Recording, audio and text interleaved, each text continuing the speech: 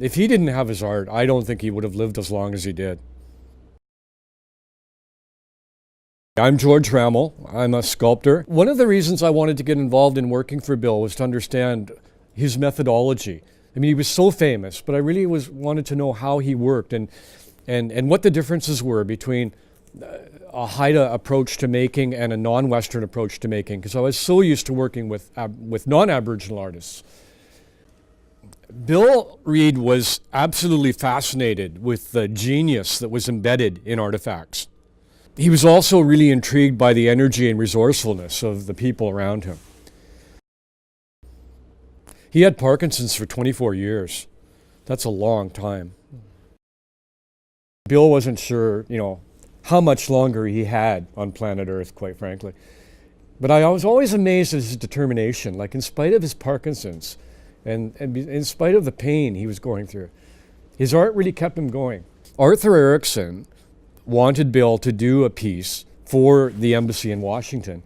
And originally, Bill wanted to do big welcome figures.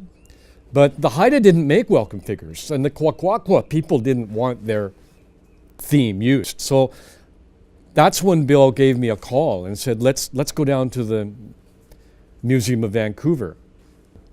And I thought, okay. I came over, picked him up. We went down to the Museum of Vancouver, and they brought up this little argillite spirit canoe. And that was the source. That was the inspiration.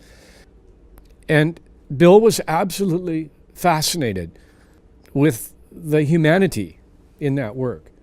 All those little creatures were scrapping with each other, but they were all paddling in the same direction. And he looked at me and he said, "George, we've got to make this on a massive scale."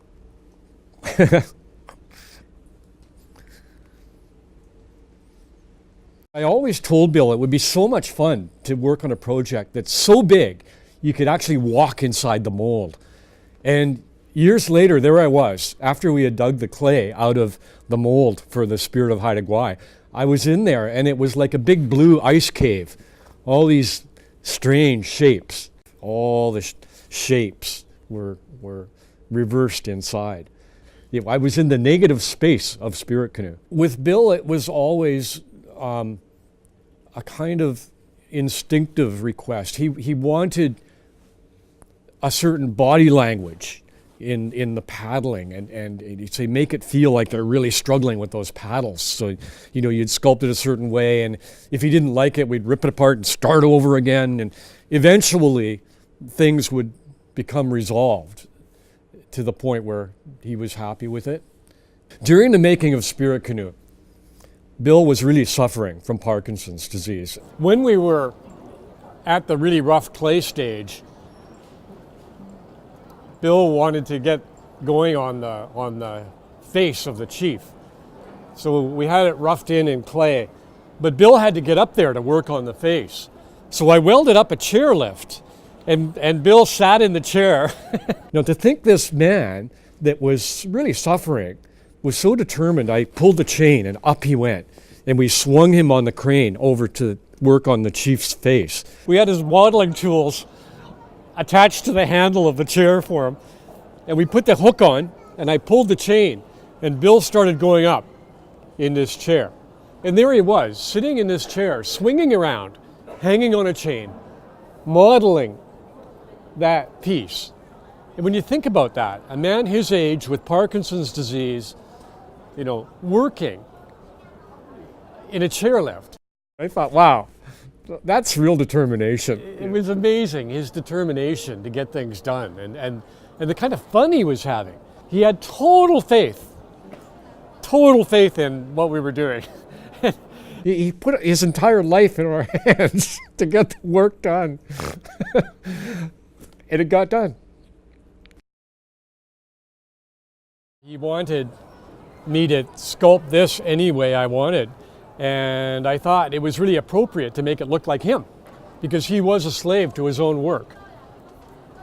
I remember someone came in the studio and they were absolutely shocked at how much it looked like Bill. And he was really furious that I made the sculpture look like him. So he withdrew his offer of allowing me to do it any way I wanted. And he attacked it with an axe and he broke all the plaster off. I mean, that was just part of our day's work, really, because all these pieces were resculpted multiple times in the plaster. What you saw in the original clay wasn't what we ended up with, because we ended up resculpting the steel and then remodeling the plaster over the steel multiple times to get these figures right. So in the end, this figure ended up feeling like Bill again, and I think that was really appropriate, considering he was a slave to his own work. And of course, Rosa Quintana carved the cape. And it's kind of interesting that on one level, this slave is the lowly figure on the boat. He's the muddy slave. But the slave has the ultimate gown. Bill referred to him as the ancient reluctant conscript. We live in very turbulent times. We're all mongrels, really. And Bill was one of those people that wasn't scared to create a fusion between cultures. You know, his work really was a kind of, it worked in a space of hybridity. He was bringing techniques that weren't traditional to Haida art. Well, they've become traditional now, but he was fusing new realities to create a new paradigm. And that's what an artist does. It's an invention. He's constantly reinventing the art form.